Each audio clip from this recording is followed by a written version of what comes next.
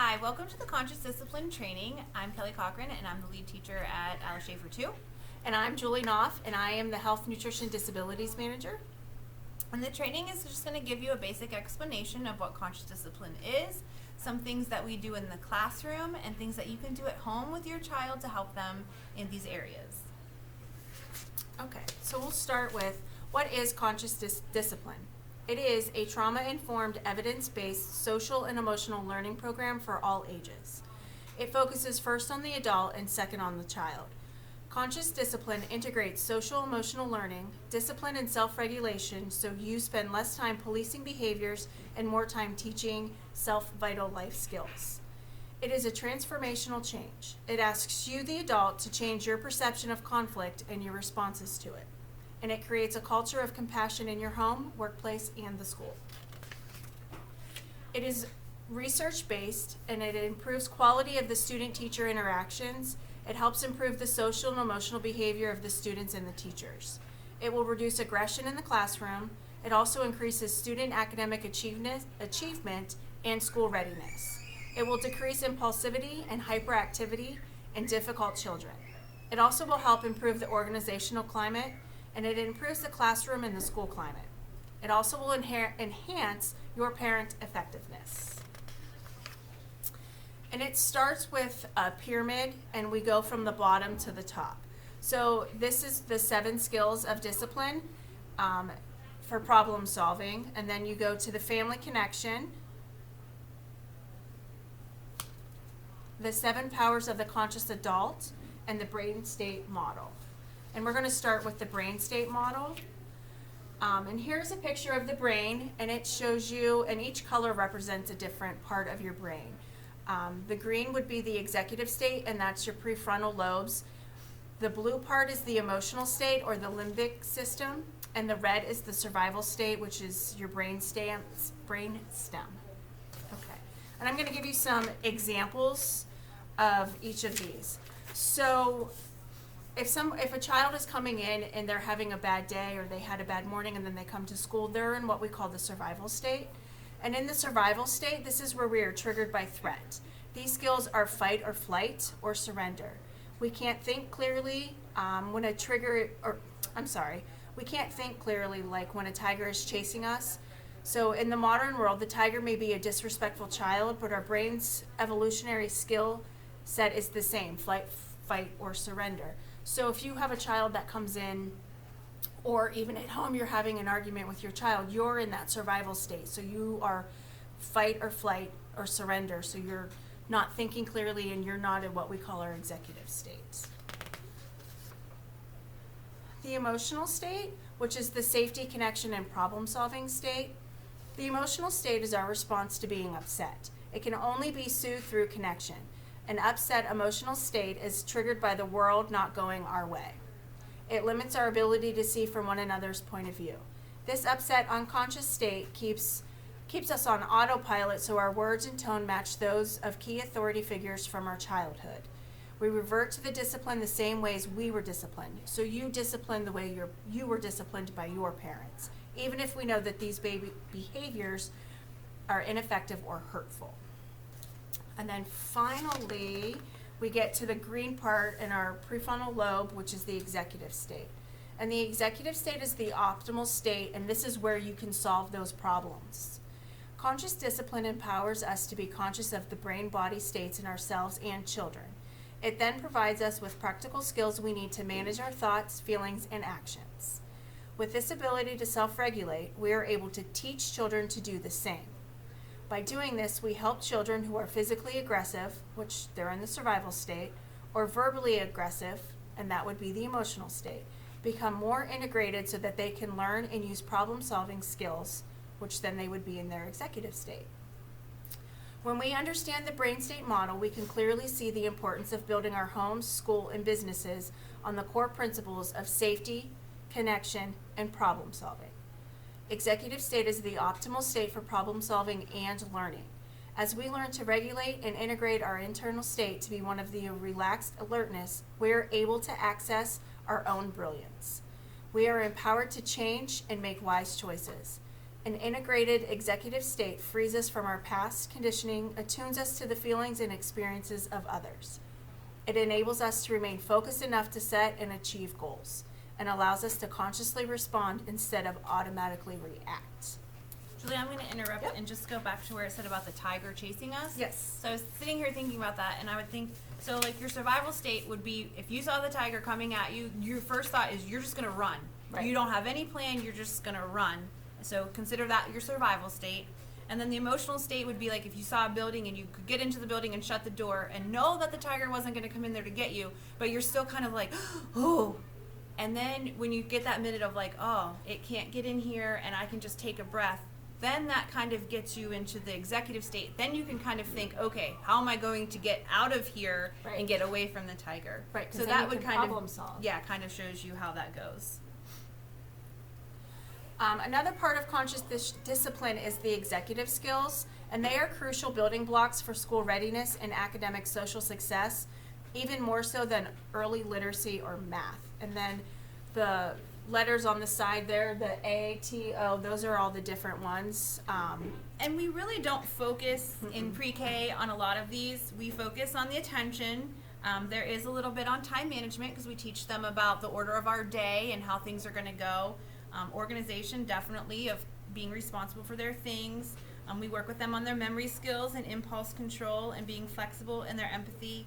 And definitely we work on emotional regulation. Yeah. Goal achievement, that's not necessarily something in pre-K. The teachers work on that, but the children aren't necessarily working on those skills. So in the 7 powers, they also talk about safety. So, and safety goes back to the brain state model, which is the, hold on, I'm sorry. Yep, it is the survival state. So that's goes with that. The 7 powers create a shift in the way adults see conflict so we can maintain composure and consciously respond to difficult situations. Adults' ability to self-regulate and is the precursor to teaching children emotional skills. So the biggest threat to a child's sense of safety is an out-of-control adult. The key to safety is a conscious, mindful adult. And we say this all the time in the classroom. It's my job to keep you safe, and it's your job to help me keep you safe.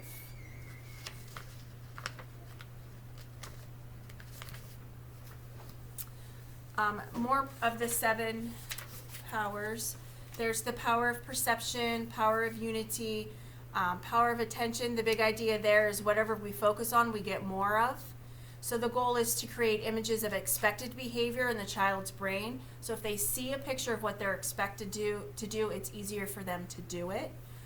There's the power of the free will, power of acceptance. The big idea is the moment is as it is, and the goal is to learn to respond what life offers instead of attempting to make the world go our way. And that one's probably a little above them right now. The power of love, choose to see the best in others. Seeing the best in others keeps us in a higher centers of our brain so we can consciously respond instead of unconsciously reacting. And the power of intention, mistakes are opportunities to learn. Everything's always a learning opportunity and a teaching moment. So to teach a new skill rather than punishing for lacking the skill, we think that they should possess now. So this is where we say this is a teaching moment. This is how you should do this instead of getting angry at them for it.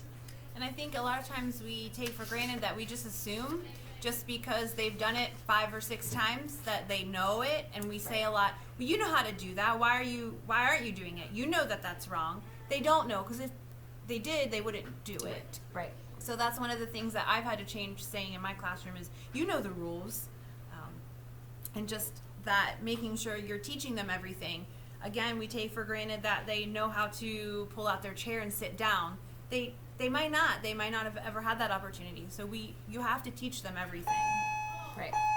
And another important one is connection. And the school family increases connections between adults and children at all levels, ensuring optimal development and learning for all. A school family culture is built through consistent modeling of routines, rituals, and structures.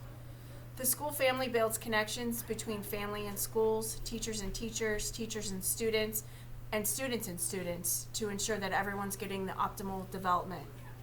The school family reduces stress while creating an atmosphere of caring, encouragement, and meaningful contributions. The school climate impacts all achievement. Connection with others wires the brain for impulse control and creates a sense of belonging. The school family is built on a healthy family model, the goal of which is the optimal development for all of its members. And the 4 elements of connection are eye contact, presence, touch, and a playful setting that are the 4 core components required to truly connect with each other, so that they can learn how to provide all 4 essential elements and why this is helpful. So eye contact, make sure you get down to eye level that you can see, and your child can see your eyes so you can talk to them. And when your eyes meet, a wireless connection is created, and this helps with them to understand and know that you are listening to them. And presence, being present in the moment means your mind and body are in the same place. Your mind is free from chatter and you're still enough to see the beauty in the child. Presence is about acceptance and we join together. So just make sure you are present with them, and let them know that you're present, so that they know that you're there to connect with them. Basically, put your phone away and just sit and talk to them, hang out with them. Yeah, ask them how their day was. Touch, it's the only sense we can't live without. The skin and brain are made up of the same embryonic tissue, and the skin is the outside layer of the brain. Touch creates a hormone that is essential to neural functioning and learning. If we want smart, happy kids, then we need to provide more appropriate caring touches. Like the first 5 minutes of the child's day in the morning is one of the most important parts of their day. So give them a hug, kiss them on the forehead, tell them good morning. Make sure, make that eye contact with them when they wake up. And then the 4th connection is playfulness, and it helps build bonds and creates a biochemistry in the brain for dopamine. Dopamine says, pay attention, stay focused. So playful situations strengthen the dopamine system and increases attention spans. That's why play is so important for kids at this age. If they're able to play, then their dopamine system is stronger and they're able to increase their attention and boost social development. All right, problem solving. The 7 skills of discipline are the only skills we need to transform these everyday discipline issues into teaching moments. These moments are our opportunity to teach children the social, emotional, and communication skills necessary to manage themselves, be able to resolve conflict, prevent bullying, and develop pro-social behaviors.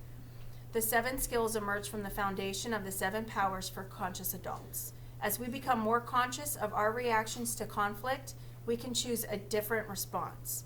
And the 7 skills teach us how to respond to conflict in a way that will help children move from the resistant lower centers of their brain to be more cooperative and go to the higher centers.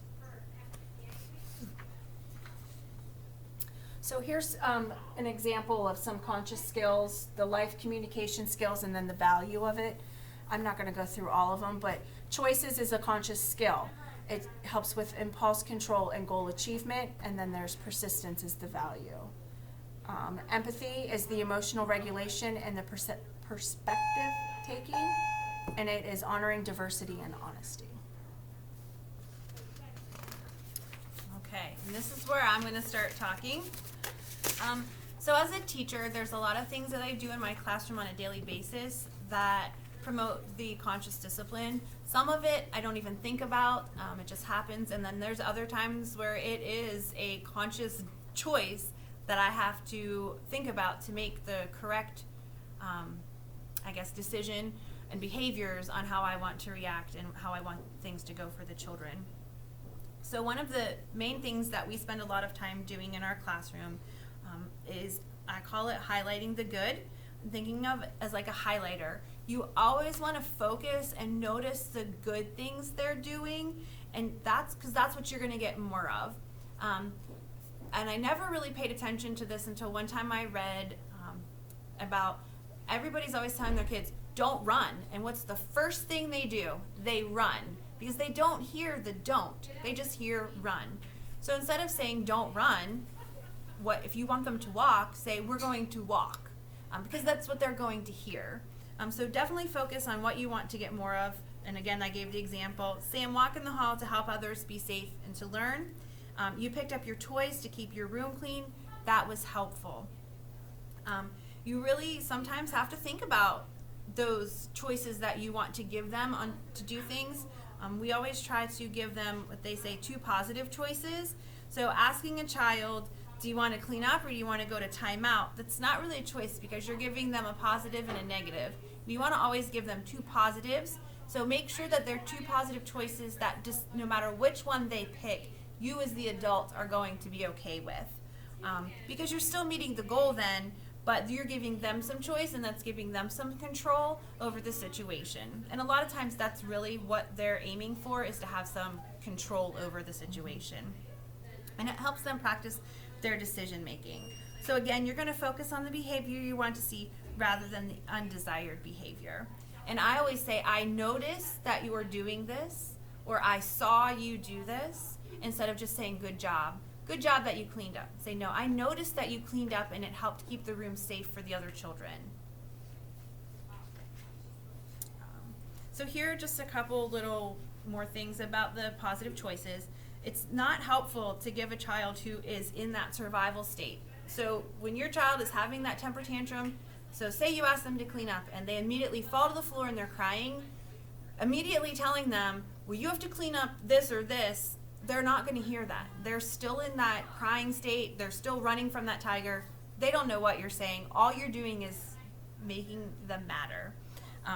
So when we're stressed and overwhelmed, you just can't get to that spot yet. So they really just need something. So instead, I kind of give them like what they call an assertive command. Stop crying and I will help you. Stand up and I will help you. Mm-hmm. Or come over here and I will help you. Don't say, can you come here please? Because again, that's a choice. Can you? Yeah, I can. Do I want to? No. Give it an assertive, there's no choice. Come here, stand up, and then go from there and help them. This is a little video from Becky Bailey. She is the person who created conscious discipline, and I'm going to play it. Oops. Oh no. Well, we will post that video online when we get a chance. But basically what she's saying is, so if you have a child who doesn't want to stay and eat dinner, give them a choice and say, you can sit and eat dinner, or you can clean up and go to your room. Like 2 positive choices that you can live with. Telling them they're going to sit there and have to eat it, they're not going to do it. And then it's a power struggle that you can't win. Right. You always want to make sure that you're the winner in it. You want the end outcome to help you both. Yes. Or be what you want the child to do in the end. Okay, so here's some more about assertiveness. It really requires clear communication to focus what you want them to do. So when you say, can you start cleaning up? That goes back to giving them a choice. Yes, they can, but do they want to? Probably not. So are they going to? No. You're not going to say, clean up or else, because then you're just pushing them into that survival. Why are you yelling at them? They're not doing anything wrong. So that kind of causes them to shut down. You want to say, pick up the blocks and put them in the bucket, or push in your chair and come to the carpet. You don't need to say it mean, but you're just telling them what you want them to do, and it's not a choice. So it's clear communication, again, to focus on what you want them to do. Okay, so we're going to try this video about using the words please and thank you, and if the video doesn't work, then I will post a link with this video when it's online, and I know what she's going to say, so I can talk about it. Okay, so they're not going to work. So this is what conscious discipline theory is about, please and thank you. Please and thank you should be used when it's not an expectation. If it's an expectation for Julie to come into school and hang up her coat, never ever as the teacher would I say, Julie, please hang up your coat. Because then that's kind of making it like, I really want you to, can you do it please? Right. No, Julie, hang up your coat and come to the carpet. And the same with thank you. If she comes in and it's an expectation that she hang up her coat, when she does it, I'm not going to tell her thank you, because that's an expected behavior. No one tells me thank you for coming to work every day. That's an expected behavior. However, if Julie picked up someone else's coat that was on the floor and hung it up, I could say, thank you, Julie, that was helpful, because it's not an expectation that she pick up Liz's coat off the floor if it's laying there. If I wanted her to get me something from somewhere in the room, I would certainly say, please could you go get me a block and bring it over here? Because again, that's not an expectation for something that she would do. It's an extra. And that's where we're at with conscious discipline and please and thank you. I hear so many parents saying to them, can you get in the car, please? Please get in the car. No, get in the car. It's time to go. I struggle with that as a parent, so. And I think a lot of parents do, and Yeah. I think it's not uncommon. You know, I think it comes from that teaching them manners and being polite. Right. You're asking them to do something. Like I asked my daughter last night, are you ready to go brush your teeth? She's like, no. And I was like, you're right, you're not, but guess what? Go brush your teeth. Yeah. I had to change the way You I had to asked change it. from the asking to the assertive. Right. Another thing that you're going to see a lot of in our classrooms are visual rules and consequences. Children need to see things in order to learn it. And when I was doing a lot of research for this presentation, I came across, and I have it written down, they need to see it like 1,000 times before, like they need to hear it 1,000 times, but it's less than that if they can actually see it. So we do a lot of visuals. We use photos to teach them things as far as right now, we're getting ready to get our visuals out because it's winter time and they need help getting dressed. So we have these nifty little signs that show what they need to put on first, and then when they come in, how they need to take it off. We practice it, we model it in person, they get their stuff, they practice it. With 20 kids, it's a struggle at first, but it gets better. So that's something easy at home that you can make visuals.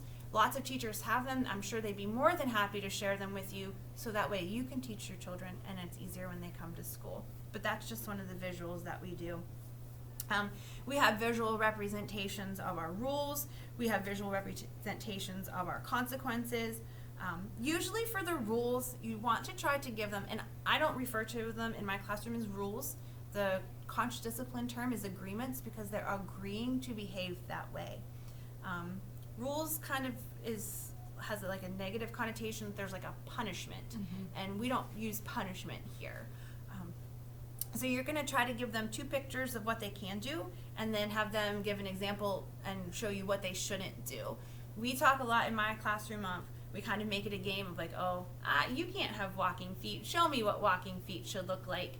And they'll do it. And we talk about where they can be loud and where they can be quiet and those kind of things, and just talk about it where it's okay to not follow that agreement, right, but to have that other choice. You know, if they're forgetting it, you can say that's okay, let's go over and look at it. You're going to choose again. How are you going to follow this agreement? What are some ways that we can help you follow that? You're just going to paint the picture of the expectation. So I do have a picture, I'm trying to hold it up, I hope you can see, of my classroom agreements. The children help come up with them at the beginning of the year, and we create little visuals that go with each one, and then those are what we use on our message board, and we review them daily, every day, from the first day to the last day. Sometimes we leave ones missing, depending on the child. Sometimes we leave them all out, and they have to come up with them. And then, like, for example, we had a substitute who had never been here today. We had the kids talk about, well, Mr. Joe doesn't know what the behavior expectations are. Who can tell him? Who can help him with where he's allowed to do certain things and where he's not? Cool. And they love it. So again, it gives them ownership of their behaviors and the expectations. Another thing that we do to show them the visuals, I think I have another slide coming up of like routines, but routines are very important. So anytime we do something, like we did a fire drill, and so I go over the expectations that they're gonna stop what they're doing, they're gonna get in line, and they're gonna walk out of the building. And we go over this. I actually have them posted on our exit door so that we can go over the expectations so that they can see it and they have a visual. So that's just another example of the expectations. We also have another one for outside, and it lists all the things that they can do when they're out there. So when I refer to that, we don't really use punishment here at school. I think sometimes people confuse punishments and consequences.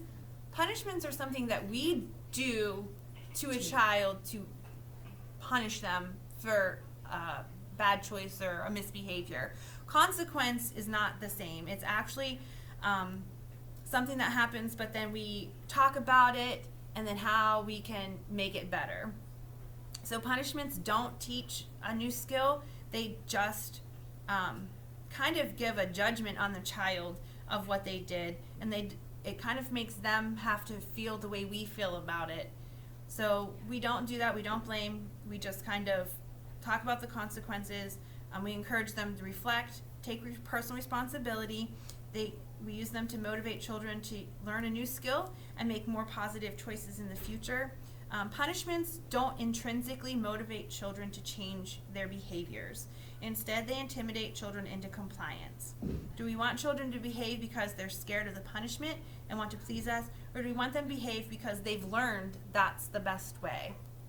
So here we don't do punishments, and I don't do reward systems because that's not an intrinsic motivation, that's an external. And 9 times out of 10, you're going to find out those kids that you think you need to do a sticker chart with don't care about a sticker.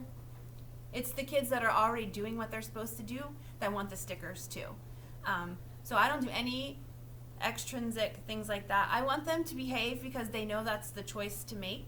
And we talk about consequences. For example, this morning, I had a child who didn't want, when it was his turn to do greeting, he didn't want it his turn. The consequence is he didn't get a turn. And we talked about how tomorrow, when it's your turn, you need to take it, and then you'll have one. But he didn't get punished. He was very upset. But what would a punishment have done? It wouldn't have done anything. It would have just made him more miserable. It would have made us more miserable. But the consequence was he has to try again tomorrow. We have a lot of feeling charts posted because conscious discipline focuses on, first, there's 4 main emotions: angry, scared, sad, and happy. And then it goes into frustrated, anxious, disappointed, and calm. So we spend a lot of time talking about how they feel, how something that they would do would make another child feel, how you could feel better. And I always tell children, like this morning when that child was upset that he refused to take his turn so that he lost it, I said, it's okay to be mad. It's okay that you're upset, but it's not okay to be kicking your feet and flailing around. I said, I understand that you're mad. You wanted a turn, but we're going to try again tomorrow. So just acknowledging that it's okay to feel that way. We might think it's ridiculous, but that's what they're feeling, and you don't ever want to diminish their feelings. So we want to teach them that emotions aren't bad. They do serve vital purposes.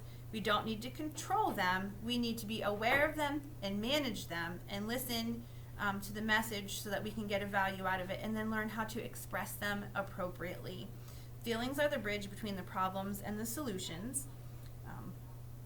This is kind of hard to see right here.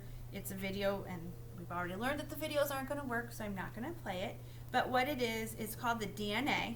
So you're going to describe what the child is looking like. Because when they're crying and carrying on, when you go over and try to talk to them again, they're in that survival state. It just sets them off more most of the time. If you go over and say, stop crying, what are you doing? Like, what's the matter? They don't want that. So what you're going to do is you're going to start by describing, because once you start describing, they want to stop and look at you and figure out what you're doing.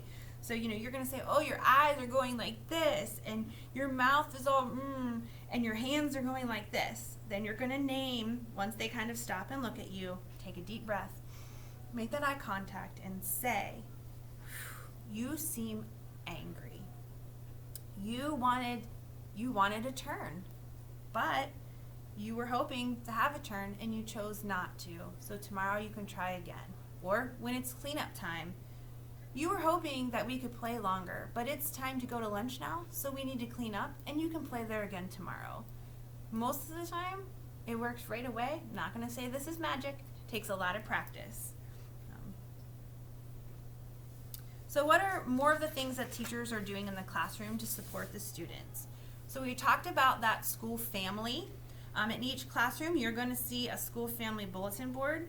And this was mine from the beginning of the year before children came. So what it is pictures of all 3 of the teachers that are staff in here.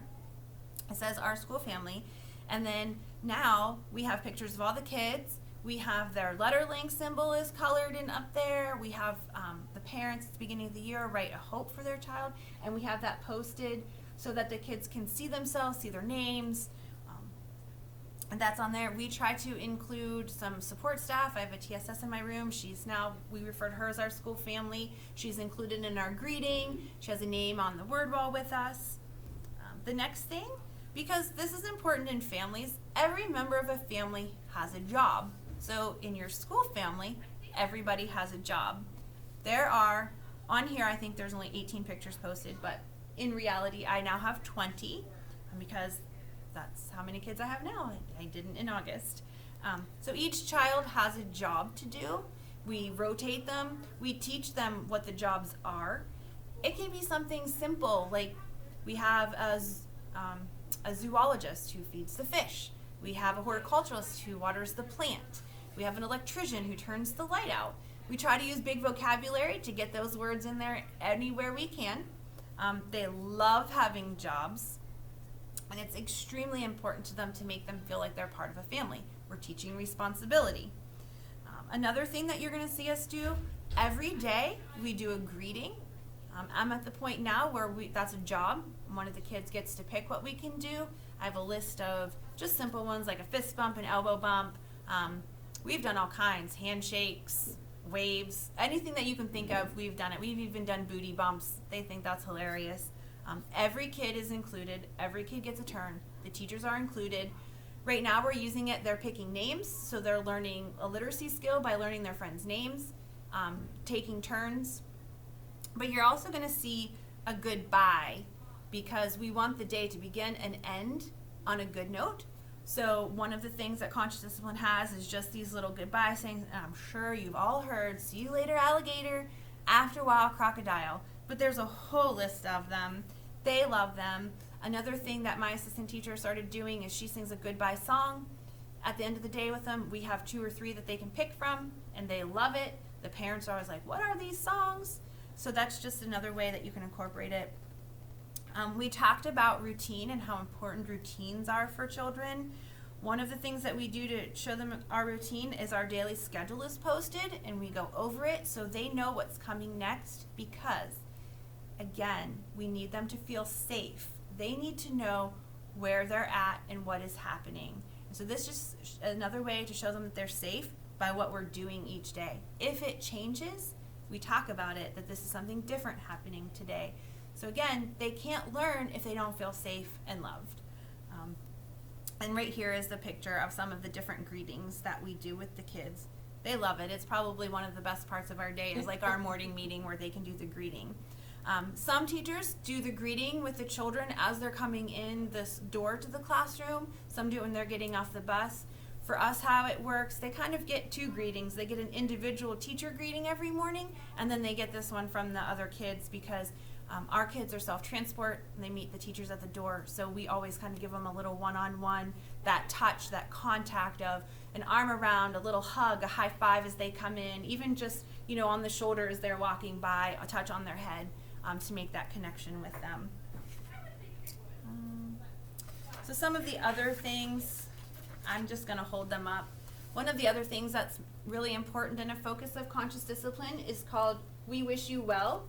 And this is a way to talk about children that aren't here and where they're at, when they're going to be back, because again, letting kids know what's going on. So how we use this is it hangs up, the children can come and take their name. We use this to take attendance, so they put their name on a question of the day. And again, lots of birds with one stone. They're getting literacy, they're answering a question, and we use that to count, we use that to take attendance. Then when there's names left in the middle, we have a child whose job is the well-wisher. They come up, they count who's not here, they read who's not here, we talk about where they're at, if they're coming back, and then we all close our eyes, we take a scoop of love and say, we wish you well to come back to school. The first time they do it and the kid comes later in the day, they're always like, oh, it worked. They really like it, and it's a good way. We had a couple kids move before, and we've wished them well at their new school and sent them on their way.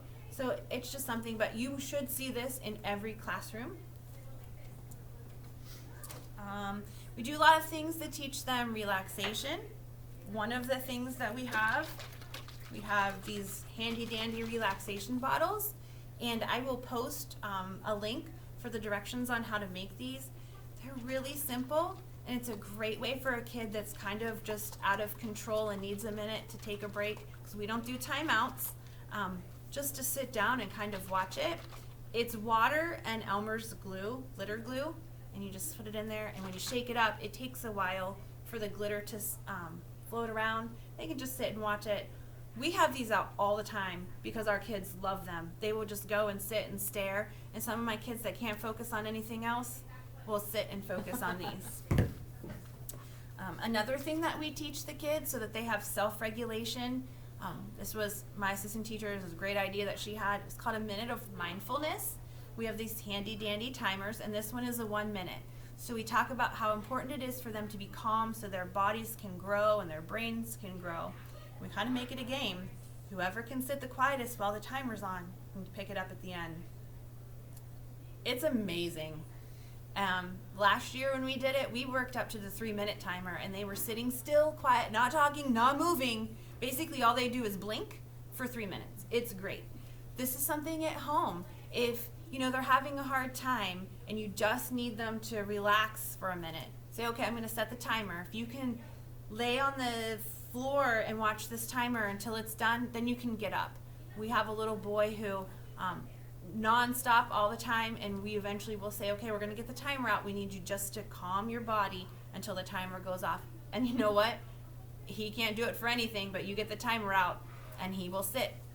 And he's very excited to do it. So just something simple. You can pick up little ones at Oriental Trading. Dollar Tree has them. This came from a teacher store, and if you're interested in big ones like this, you can ask the teachers where you got them. So just some more notes to discuss.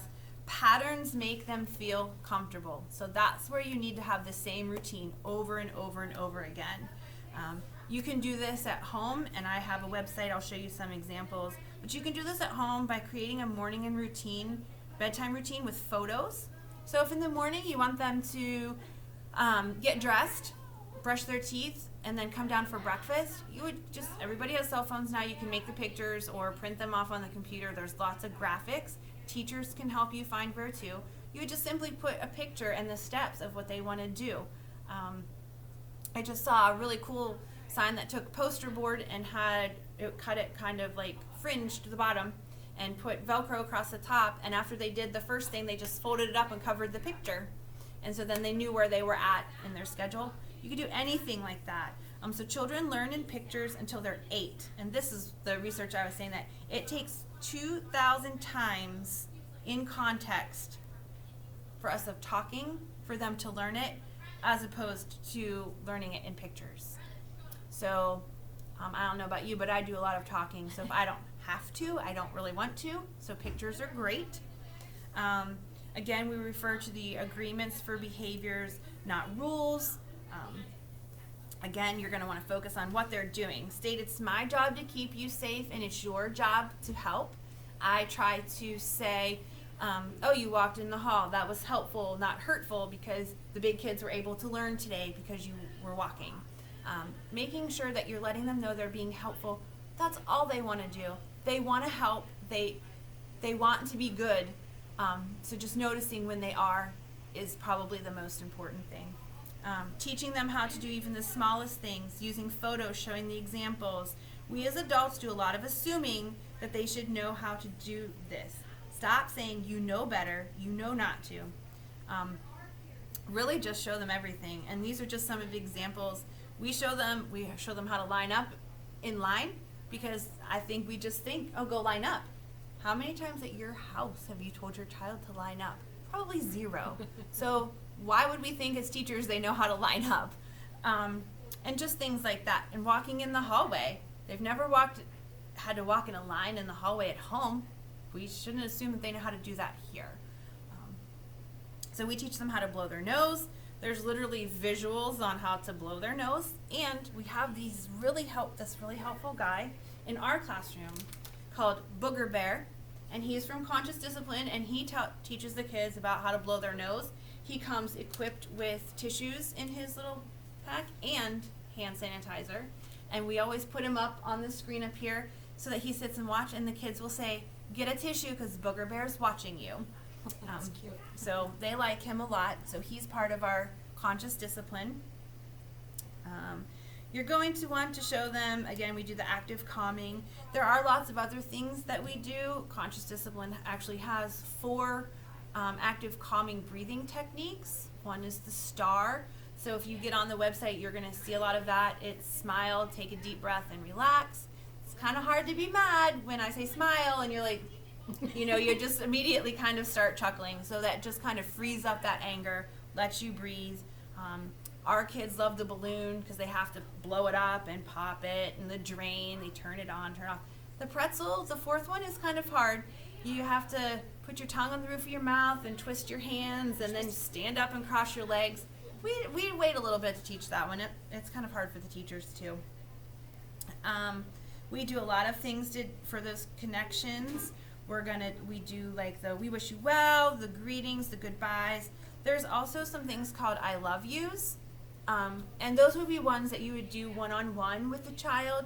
They're having a hard time. I had a little girl one year that she just cried all the time. And so I would just sit on the floor and just sing to her and do Twinkle Twinkle Little Star or the Itsy Bitsy Spider. And just that one-on-one time. And eventually she just got more and more comfortable and felt safe. And by the end of the school year, she didn't need me. You couldn't tell the difference. You would have never known that it was the same kid that had such a rough transition at the beginning of the year. So we have those to share. They make them for infants and toddlers too. I think they're great. They're great to do before the child goes to sleep, that little last minute one-on-one, or even when they first get up. We do a friends and family. So I have the kids do a lot of stuff at home before school even starts, like with their names, so that we can share at the beginning of the year. A lot of times people have pictures of families, so the kids, if they're sad, they can talk about them and see them. Making sure you're doing brain breaks. Getting up and move and being active. That's part of conscious discipline too, and they have a lot of great songs and CDs that we do. My parents know because we share them, and we have kids that go home and ask to have them on all the time. We do the feeling faces. One of the things I want to talk about is I never make a child apologize when they've done something. They're not sorry. They're not sorry. I'm not sorry I hit Julie because she took my toy. She took my toy. I'm sorry that I got in trouble for it. Mm-hmm. So I don't ever make them apologize. I offer it as an option because I will say, you really should, that hurt Julie. You should not have hit her. What could you have done instead? And we say you could ask for a turn. And then I will say, what are you going to do to make Julie feel better? And if they kind of stand there, I'll say, you can say you're sorry. You can give her a hug. You could draw her a picture. You could play with her. Kind of give them some choices. And whatever they pick, that's what I go with because that's their choice. If they want to say they're sorry, by all means. But we don't want them to learn that apology is just an empty and that it fixes everything, because sometimes apologies don't fix it. We've already talked about the jobs.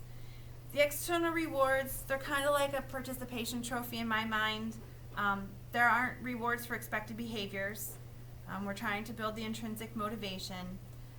We have a lot of things. When you see the Conscious Discipline website, you're going to hear about Schubert and Sophie. They're the characters. Sophie's the toddler and Schubert's the preschooler. And they have a school and they have a house that has all kind of things that you can do. And on the next slide, I have the website, which is working. So that's good. The website's consciousdiscipline.com. They have lots of free resources. So this is Schubert's home, and we're just going to go into an example of the entryway of their house. And you will see that they have lots of visuals posted. And right here for number 5, you can see that there's the steps of what the kids would need to do to get ready for school. Their shoes, their coat, their lunch, and their backpack. Over here, you would see this is a sign of the shoes option and what isn't an option. That as a teacher is a lot of times parents will say, oh, well, that's what they wanted to wear. Well, I'm sorry, but sandals in snow is not an option. So give them 2 choices that you're okay with, and then show them that those ones are not okay. Also, all the things in our classroom are labeled so they know where to put them away at. So if you look right here at number 2, there's a picture of the jacket so that they know that's where their coats get hung up at. Here's the a little family board with the wish you well. And just, so those are some simple things at your house you could have up in the entranceway. And we will go to,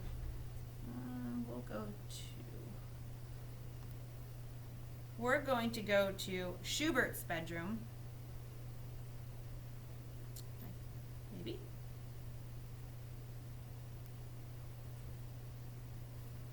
So you will see in Schubert's bedroom, his things are, again, labeled with some pictures.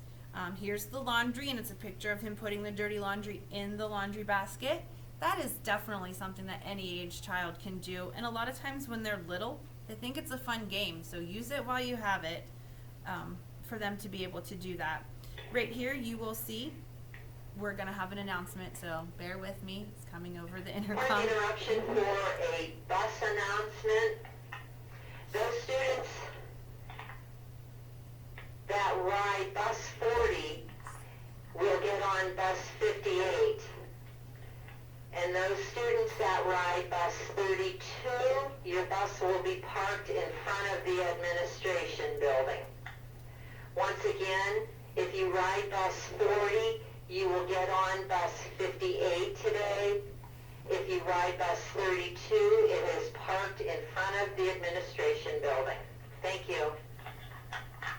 Well, I hope they get on the right spot. But you will see over here, there's the morning routine and the bedtime routine posted so that Schubert knows what to do. His things are labeled ways to be helpful, so those are jobs that he could do at home.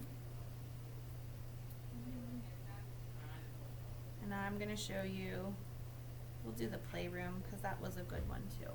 And even in the bathroom, how they brush their teeth, how to go potty is a great one too, especially for those little kids.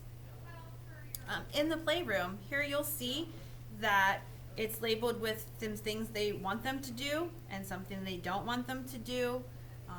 How you can ask for a turn. All their stuff is labeled. Here we have words and pictures so that they know. Everything has a place. So that's one of the things that I tell parents at home. They're like, oh, well, they won't clean their room. Well, do they know where things go? Label on their dresser, this is where shirts go, this is where socks go, so they can help put their laundry away. Get bins that you're comfortable putting pictures on that say trucks, blocks, Legos. And at my classroom, the kids know if you don't clean it up, it goes away. And that's one of the things. If we tell them that you're going to do something, you need to follow through.